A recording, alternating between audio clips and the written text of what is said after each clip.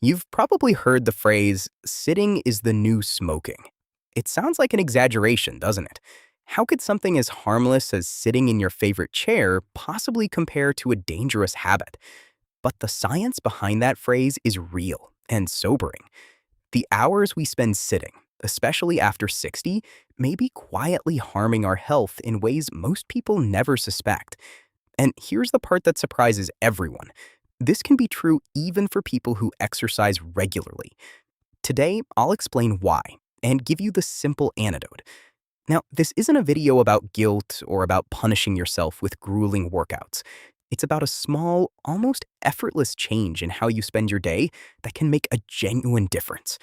The message is hopeful because the fix is so easy that almost anyone can do it. No gym, no strain, just a simple shift in habit. We went through the research on sitting and health, and today I'm going to explain what actually happens in your body during long hours of sitting, why it matters so much after 60, and the wonderfully simple solution that science supports. So stay with me to the end, because I'll reveal the surprising reason that a daily workout, as good as it is, may not be enough to undo a day of sitting, and the one easy habit that makes all the difference. First, let me show you what happens in your body when you sit for a long, unbroken stretch. Picture your body as a machine designed for movement. When you move, everything flows. Blood circulates briskly, muscles fire, and your metabolism hums along, handling sugar and fat.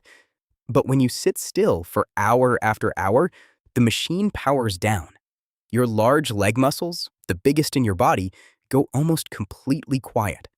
Your circulation slows, and your metabolism shifts into a sluggish, idle state.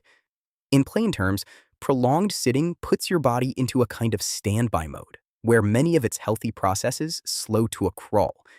Now let me show you why that standby mode causes harm. Quick favor before we go on. If you want a simple change that protects your health, tap that like button. It helps this reach more adults over 60. And as you watch, notice how long you've been sitting right now. All right, let's get into it. The first effect is on your circulation, and it connects to things we've discussed. We'll call it the stalled flow. When you sit for long periods, the blood flow in your legs slows dramatically because those calf muscles that normally pump blood upward are switched off. In plain terms, still legs mean sluggish circulation. Over time, this is part of why prolonged sitting is associated with poorer vascular health, and why long periods of immobility raise the risk of blood clots, as we covered in another video. Your blood is meant to keep moving, and movement is what keeps it moving. The second effect is on your metabolism and blood sugar. We'll call it the idle furnace. When your big muscles sit idle, they stop doing one of their key jobs, pulling sugar out of your blood and burning fat for fuel. So after a long sit, your body handles blood sugar and fats less efficiently. In plain terms, sitting still tells your metabolism to clock off. This is a major reason that excessive sitting is linked to a higher risk of type 2 diabetes and heart problems. Your muscles are powerful metabolic helpers, but only when they're being used. The third effect adds up over the years into serious risk. We'll call it the long tally.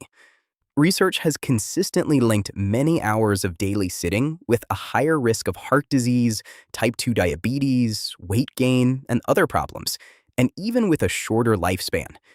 In plain terms, the more hours a day you spend sitting, the more those risks climb.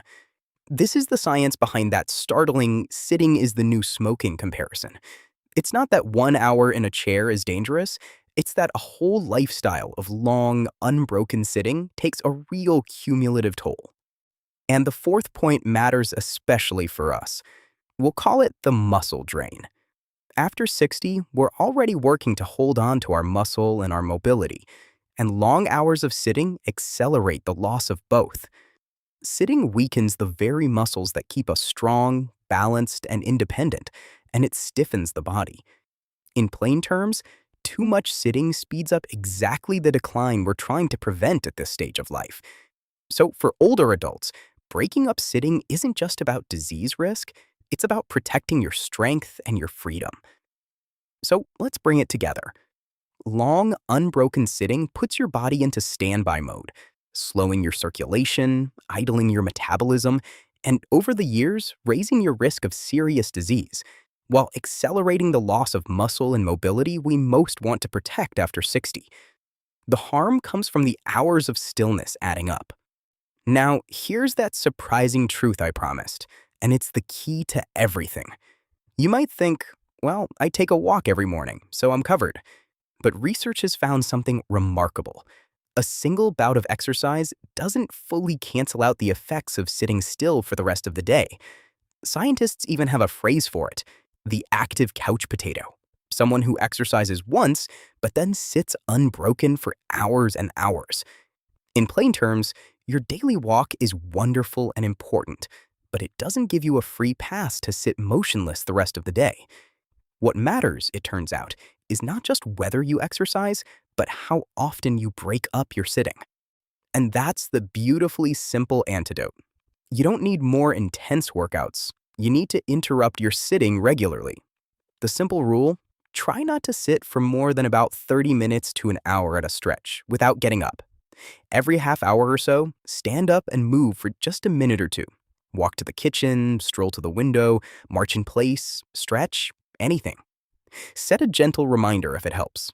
These frequent little movements keep your circulation flowing, your muscles engaged, and your metabolism awake. And the science suggests they make a real difference. In plain terms, it's not one big effort that protects you. It's many small ones sprinkled through your day. Stand up often. That's the whole secret. Now, I want to hear from you. Tell me in the comments, how long do you typically sit at a stretch? Watching television, reading, at the computer? And where you try the get up every half hour habit? Be honest, because your answer might inspire someone else reading to stand up right now. We read every comment here at Build After 50, and your goals often become our next videos. And before you go, if you've enjoyed these videos, go explore more of our channel. From the warning signs your body sends to the simple habits that keep you strong, sharp, and independent, there's a whole library waiting for you. If you're new here, Build After 50 publishes research-based health videos every week, made specifically for adults over 50 who want to stay strong, active, and independent.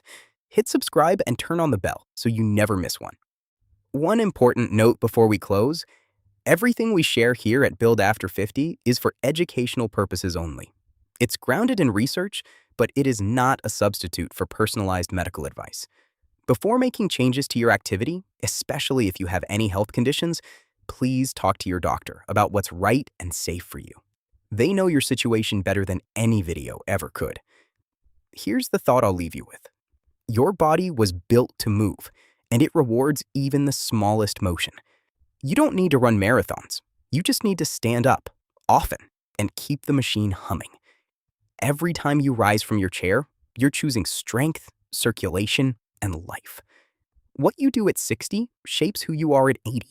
So stand up and keep building. This is Build After 50.